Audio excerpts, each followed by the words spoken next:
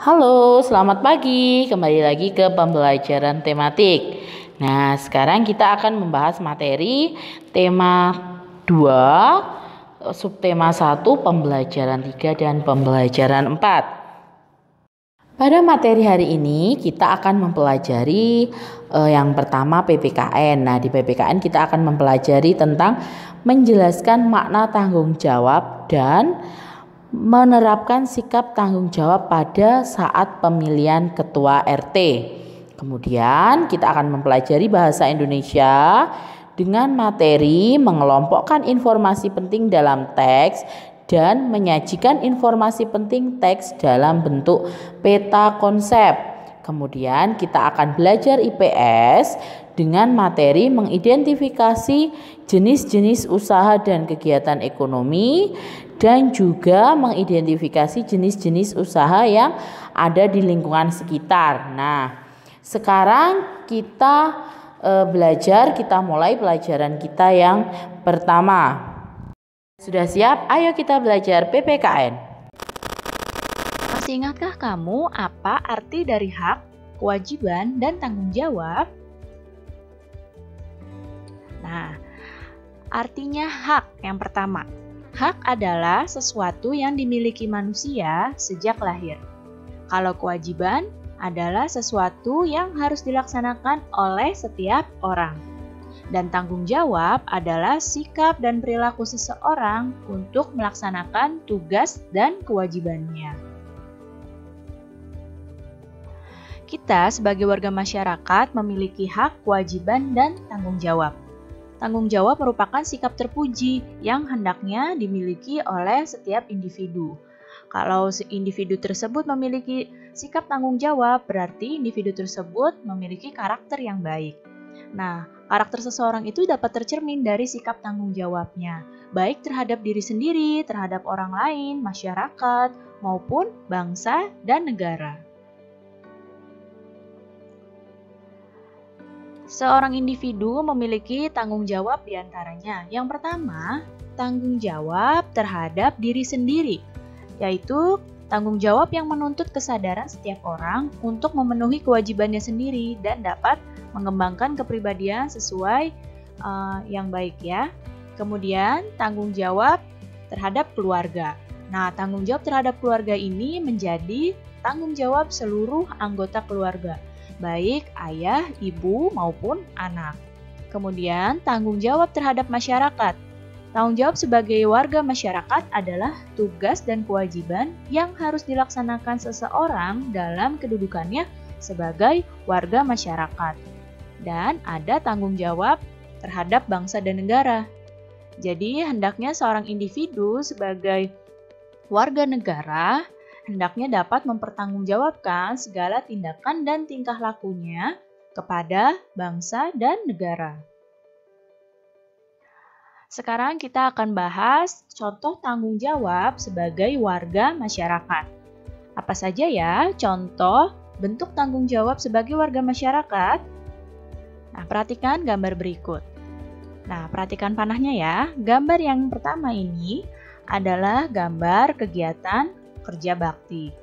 Nah, di sini orang-orang mengutamakan kepentingan masyarakat supaya lingkungannya bersih dengan bekerja bakti. Kemudian, contoh tanggung jawab sebagai masyarakat adalah menjaga kehijauan di lingkungannya dengan menanam pohon. Dan contoh tanggung jawab sebagai warga masyarakat selanjutnya adalah mengadakan ronda malam, yaitu untuk menjaga keamanan lingkungannya. Kita hidup bersama di dalam masyarakat itu sangat penting karena Tuhan telah menciptakan manusia untuk saling melengkapi, saling membantu, dan saling menghormati satu sama lain. Setiap orang tidak bisa ya hidup sendiri tanpa orang lain karena manusia adalah makhluk sosial. Jadi, untuk menjaga hubungan baik dalam kehidupan masyarakat, setiap anggota masyarakat hendaknya sadar akan tanggung jawabnya, ya. Nah, sekarang kita sudah sampai pada materi IPS. Ayo kita sekarang belajar IPS. Nah, sekarang perhatikan peta Indonesia berikut. Indonesia itu memiliki kondisi geografis yang beragam karena negara kita bentuknya kepulauan. Ada wilayah daratan, yang pulau-pulau ini adalah wilayah daratan, dan ada wilayah perairan, yang laut ini adalah wilayah perairan. Nah, kondisi geografis yang beragam ini menyebabkan beragam pula jenis kegiatan ekonomi di masyarakat. Apa ya arti dari kegiatan ekonomi? Kegiatan ekonomi adalah semua kegiatan yang dilakukan manusia untuk memenuhi kebutuhan hidupnya. Nah, ini adalah jenis kegiatan ekonomi yang ada di masyarakat. Yang pertama ada pertanian, kemudian perkebunan, peternakan, perikanan, pertambangan, kehutanan, perdagangan, perindustrian, dan pelayanan jasa. Kita akan bahas satu-satu jenis kegiatan ekonomi ini. Yang pertama adalah pertanian dan perkebunan. Pertanian dan perkebunan ini adalah bercocok tanam dan memanen hasil pertanian dan perkebunan tersebut. Hasil pertanian contohnya seperti padi dan jagung. Hasil perkebunan seperti sayuran, kopi, teh, kelapa sawit, tebu, dan karet. Ya. Kemudian, peternakan. Peternakan adalah kegiatan usaha budidaya hewan yang memang diambil hasilnya. Hasil peternakan yang biasanya diambil adalah dagingnya, bisa juga telurnya, susu, kulit, dan bulu. Nah, dalam kegiatan peternakan ini bisa dilakukan dalam skala kecil, yaitu di rumah-rumah masyarakat, ataupun dalam skala besar, yaitu oleh lembaga atau lembaga masyarakat tertentu. Ini adalah peternakan hewan besar, yaitu contohnya sapi. Kemudian ini peternakan hewan kecil, yaitu kambing dan biri-biri. Dan ada peternakan unggas. Unggas itu seperti ayam, bebek, burung, itu adalah unggas ya. Jadi peternakan ini terbagi jadi 3 jenis ya. Ada peternakan hewan besar, peternakan hewan kecil, dan ada peternakan unggas. Selanjutnya perikanan. Perikanan itu adalah pembudidayaan ikan, baik ikan air tawar maupun ikan air laut. Nah, ini adalah contoh budidaya ikan air tawar ya, ikannya yang hidup di air tawar. Apa contohnya? Misalnya budidaya ikan mas, budidaya ikan mujair, budidaya ikan gurame, dan lain-lain. Dan ini adalah budidaya ikan air laut, contohnya adalah udang. Selanjutnya adalah pertambangan. Di Indonesia, dilihat dari kondisi geologisnya, itu mengandung banyak barang tambang. Jadi banyak potensi barang tambang yang melimpah yang bisa dimanfaatkan untuk kemakmuran masyarakat. Apa contoh barang tambang? Contohnya batu bara, emas, perak, nikel, minyak bumi, dan masih banyak lagi yang lainnya. Nah, yang ditunjuk panah ini yang sebelah kiri, ini adalah pertambangan batu bara. Dan yang sebelahnya ini adalah pertambangan minyak bumi. Selanjutnya adalah kehutanan. Nah, untuk meningkatkan hasil hutan dengan menanam berbagai macam tumbuhan kayu seperti jati dan mahoni. Dulu hutan Indonesia ini seperti ini ya, tapi sekarang banyak orang-orang yang memanfaatkan hutan dengan tidak bertanggung jawab. Hingga kondisi hutan Indonesia saat ini sampai seperti ini. Kawasan hutan di Indonesia itu sekarang perlu dihijaukan kembali agar hutan tidak semakin rusak. Kalau hutan kita rusak, kita nggak bisa ambil apa-apa dari hutan tersebut. Tapi jika hutan kita kembali hijau, direboisasi kembali, maka hasil hutan kita akan kembali melimpah. Kemudian perdagangan. Perdagangan adalah kegiatan membeli barang dagang dan menjualnya kembali kepada konsumen. Konsumen itu pembeli ya. Nah, perdagangan itu tidak hanya mencakup satu daerah atau satu negara. Bahkan perdagangan itu bisa dilakukan dengan antar negara. Selanjutnya perindustrian. Perindustrian adalah kegiatan mengubah barang mentah menjadi barang setengah jadi atau barang jadi. Nah, ini di sini yang pertama ini adalah ada industri sepatu. Ya, gambar yang pertama. Kemudian dilihat di panah, yang ini adalah gambar industri kertas, pengolahan kertas. Yang gambar sebelah sini, yang sebelah kanan, ini adalah gambar industri tekstil atau pakaian. Kemudian pelayanan jasa. Pelayanan jasa ini adalah melayani masyarakat dalam bentuk layanan terhadap konsumen.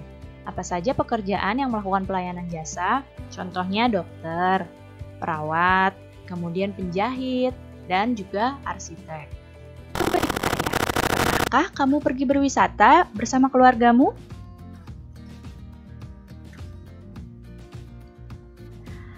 Pariwisata itu adalah suatu kegiatan ekonomi masyarakat.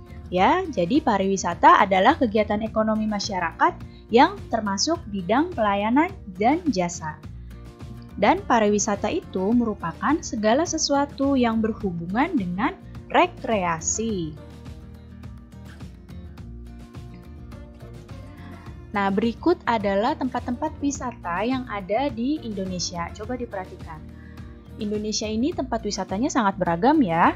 Ada mulai dari pegunungan, danau, kemudian lautan, pantai, kemudian ada juga wisata budaya.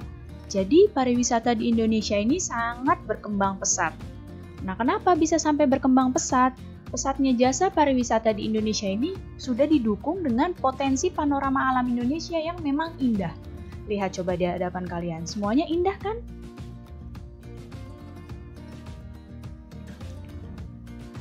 Nah, dari pariwisata tersebut ada usaha-usaha jasa di bidang pariwisata. Apa saja usaha jasa tersebut? Yang pertama ada pengelola jasa penginapan. Kemudian ada usaha penjualan barang cenderamata. Kemudian ada penyedia jasa pemandu wisata atau tour guide. Ada juga jasa transportasi wisata dan penjual makanan dan minuman di tempat wisata. Kita bahas satu persatu ya. Yang ini adalah pengelola jasa penginapan. Kenapa ada pengelola jasa penginapan? Biasanya wisatawan yang datang dari tempat yang jauh itu tidak bisa dalam sehari langsung pulang ke tempatnya lagi. Mereka butuh tempat untuk menginap. Akhirnya timbullah tempat-tempat untuk penginapan seperti pada gambar ini ya. Untuk orang-orang yang mau beberapa hari di tempat wisata tersebut. Kemudian penjualan cenderamata. Nah, seperti ini. Cenderamata atau yang sering kita sebut dengan oleh-oleh. Biasanya kalau kita habis dari pergi berwisata, kita ingin membeli sesuatu sebagai kenang-kenangan bahwa kita pernah ke tempat tersebut. Nah, cenderamata ini adalah benda-benda yang memang khas dari daerah tersebut dan dibeli untuk kenang-kenangan atau untuk oleh-oleh ya. Kemudian ada jasa pemandu wisata atau tour guide. Seperti ini. Tour guide ini adalah orang yang memandu wisatawan. Nah, seperti ini. Jadi wisatawan itu tidak semuanya bisa berjalan sendiri. Mereka ada yang ingin dipandu wisatanya. Nah, biasanya tour guide ini akan menjelaskan hal-hal apa saja yang ada di tempat wisata tersebut. Kalau di Indonesia, biasanya yang sering menyewa tour guide adalah turis asing. Jadi mereka meminta penjelasan dari pemandu wisata tersebut tentang hal-hal yang ada di Indonesia. Tapi ada juga turis domestik yang menyewa tour guide supaya mereka bisa lebih memahami tempat yang mereka kunjungi. Kemudian jasa transportasi wisata. Nah, beberapa kota-kota besar sudah menyediakan jasa transportasi wisata. Seperti pada gambar ini ya. Yang gambar yang atas ini coba dilihat yang panah. Ini adalah bus wisata di Yogyakarta.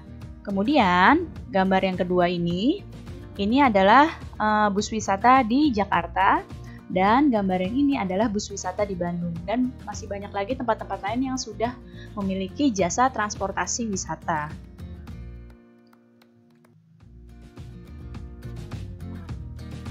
Kemudian penjual makanan dan minuman. Ini di setiap tempat wisata pasti ada penjual makanan dan minuman.